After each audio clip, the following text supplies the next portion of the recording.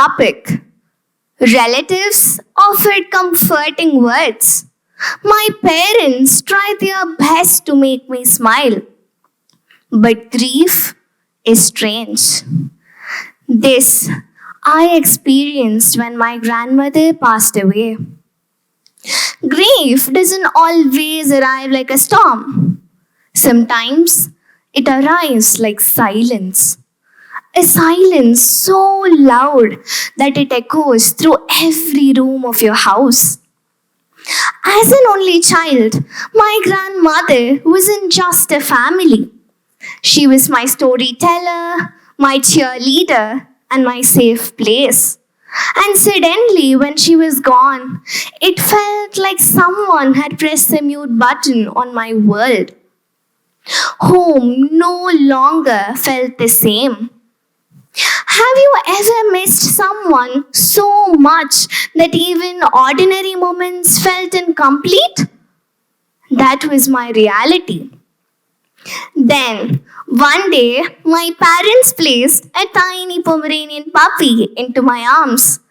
I still remember that moment.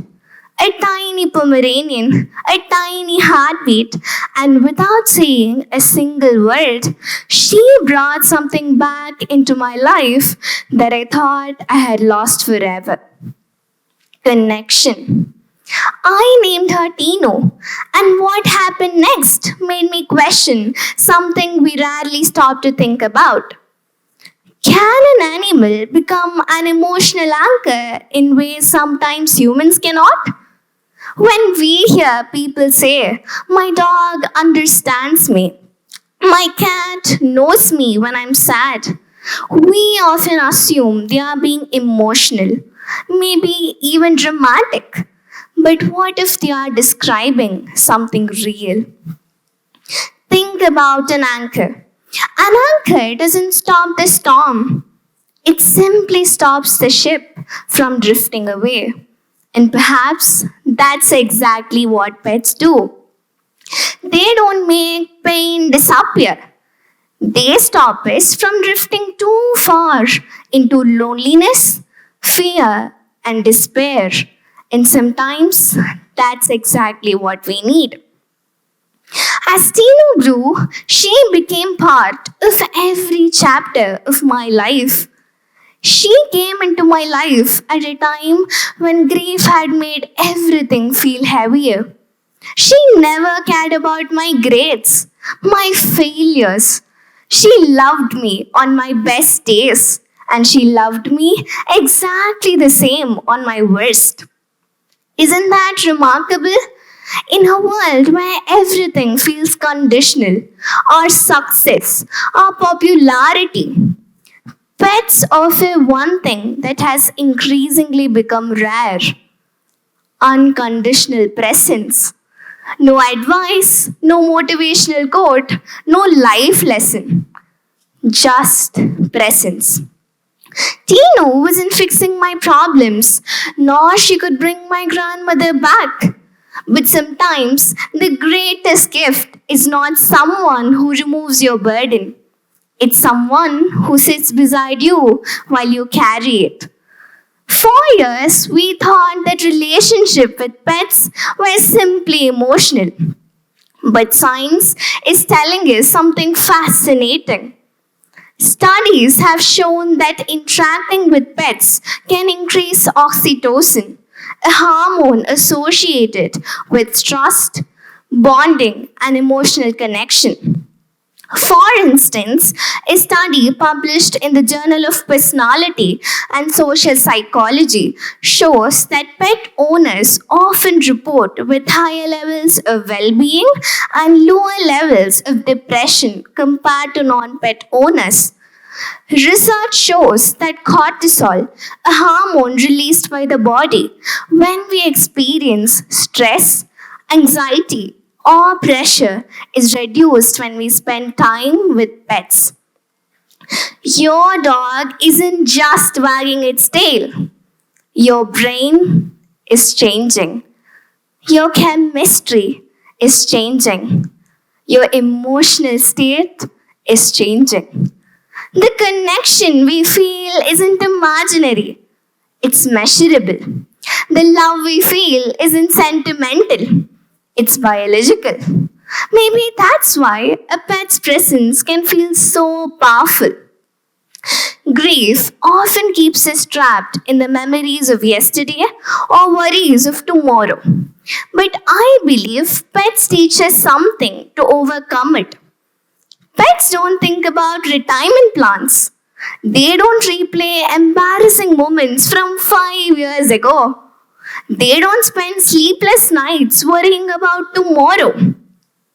They live now, here, in the present moment.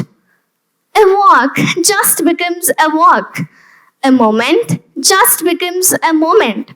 No notifications, no endless scrolling, just presence. Maybe that's why 5 minutes with a pet can feel so healing than 50 minutes online. Because when the world is pulling us in 100 directions, our pets are gently pulling us back to ourselves. Today, we live in a paradox.